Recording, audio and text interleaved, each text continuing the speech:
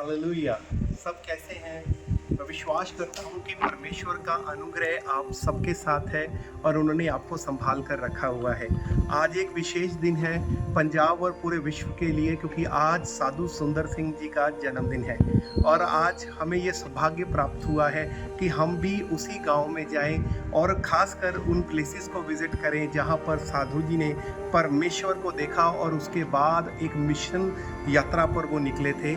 मैं भी आपको दिखाना चाहता हूँ। ये जो पूरा बिल्डिंग जो है आप देख रहे हैं, ये साधु सुंदर सिंह जी का घर था। जी हाँ, आप बिल्कुल सही सुन रहे हैं, ये साधु सुंदर सिंह जी का घर था। ये कच्चा घर था उस समय, तो बाद में जब इसको संभाल किया गया तो कंस्ट्रक्शन की गई। दरअसल 3 सितंबर 1889 को साधु जी का जन्म हुआ और साधु जी अपने परिवार के साथ इसी कमरे में रहा करते थे। यहाँ पर मैं आपको थोड़ा सा आगे चलकर कुछ मेमोरीज भी आपको ज़रूर शेयर करूँगा कि किस किस तरह से ये सारी चीज़ें हुआ करती थी। ये जो पहले कमरा देखिए आप, ये जो वो कमरा है जहाँ पर साधु जी के जो फादर थे वो सोए हुए थे, यहीं पर सोए हुए थे और साधु जी ऊपर से आते हैं और वो कहते हैं कि उन्होंने प्रभु यीशु मसीह जी को देखा है। जी हाँ, जीवित परमेश्वर को देखा है। कैसे उनकी यात्रा शुरू हुई, इन फोटोग्राफ्स के जरिए मैं आपको थोड़ा सा बताता हूँ। ये बर्थ प्लेस ऑफ साधु सुंदर सिंह, इसी जगह पर इस वक्त हम मौजूद हैं। ये विलेज रामपुर है, दोराहा के पास ये पड़ता है और इसी विलेज में सारी जो मिशनरी यात्रा थी साधु सुंदर सिंह जी की वो शुरू हुई थी। और उसके बाद एक एक करके अलग अलग आप देखिए फोटोज जो है वो यहाँ पर लगाई हुई हैं, मेमोरीज के तौर पर लगाई गई हैं। इसमें पूरा ब्यौरा है, इस फोटो में पूरा ब्यौरा है जिसमें लिखा है कि 3 सितंबर 1889 को साधु जी बॉर्न हुए और 1903 में उनके मदर की डेथ हुई और 1904 में उन्होंने पवित्र बाइबल को जलाया और 1904 में ही विजन प्रभु यीशु मसीह जी का उनको आया और फिर 1905 में उनका जो सेंट थॉमस चर्च शिमला में बैप्टिज्म हुआ था। तो कुछ मेमोरीज में आपको दिखाता हूँ। यहाँ पर इन्होंने बड़ा संभाल कर रखा हुआ है क्योंकि अनमोल मेमोरीज हैं, इसको संभाल कर रखा हुआ है। ये जो आप देख रहे हैं ये सारी चीज़ें यहाँ पर पड़ी हुई हैं।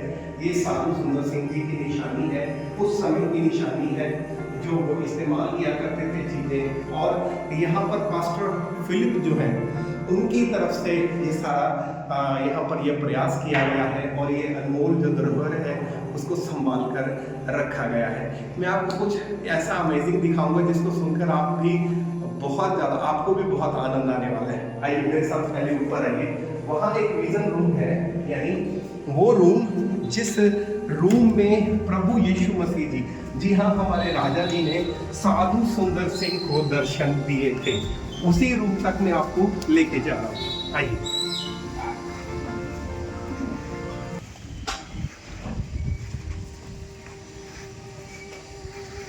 हालेलुया। ये है विजन रूम। विजन रूम किस चीज का विजन आया आपको? सच, उस दिन प्रभु यीशु मसीह जी स्वयं साधु सुंदर सिंह जी के स्वप्न में आए और साक्षात कहते हैं उनको दर्शन हुआ और बताया ये जाता है सारा देखा कि इनका जो कमरा था वो रोशनी से भर गया था। पहले अंदर से कमरे को देखिए।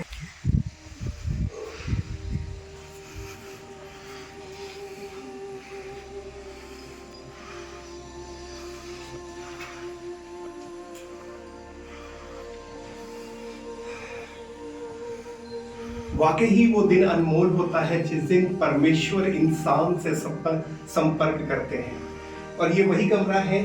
बताया ये जाता है कि 17 दिसंबर 1904 को साधु सुंदर सिंह जी ने परमेश्वर का स्वप्न मांगा था और 18 दिसंबर 1904 को इसी कमरे में जब साधु जी सो रहे थे तो उन्होंने ये कहा था कि अगर कोई परमेश्वर है तो वो उसके सामने आए, वरना वो यहाँ से कुछ किलोमीटर दूर जाने वाली ट्रेन के नीचे आ जाएंगे। बताया ये जाता है कि सुबह 4:15 पर इस कमरे में रोशनी हो गई और वो रोशनी ने साधु जी को हमेशा हमेशा के लिए बदल कर रख दिया। उन्होंने कहा अपने टेस्टमनी में उन्होंने बताया कि उन्होंने साक्षात प्रभु यीशु मसीह जी के दर्शन इसी कमरे में किए और उसके बाद हमेशा हमेशा के लिए अपने जीवन को परमेश्वर को दे दिया। सो हमारी ये कोशिश इसलिए है कि हम आपको सब बताएं कि आप भी गवाहियों के जरिए अपने आप को मजबूत कर सकें कि किस तरह से पंजाब के मिशनरियों ने, खास करके पंजाब के लोगों को भी परमेश्वर ने प्यार किया और उसके बाद पूरे विश्व में अपने नाम की महिमा के लिए इस्तेमाल किया। आप और मैं वाकई ही उस जगह आकर धन्य महसूस करते हैं जहां पर परमेश्वर के लोग वास करते थे और मैं विश्वास करता हूं कि साधु जी के जीवन से आपको भी बहुत कुछ सीखने को मिलेगा। उनकी गवाहियों के जरिए और उनकी बातों के जरिए बहुत सारे लोग आशीष प्राप्त कर रहे हैं। आप सबको जय मसीह की मैं विश्वास करता हूं कि जो उनकी बिल्डिंग का जो धरोहर पास्टर फिलिप ने संभाल कर रखी है उसके लिए परमेश्वर उनको आशीष बरकत दें और जो सपना प्रभु यीशु मसीह जी ने इस संसार के लिए देखा है वो हमेशा हमेशा जीवित रहे और वो पूरा होता चला जाए। सबको जय मसीह की।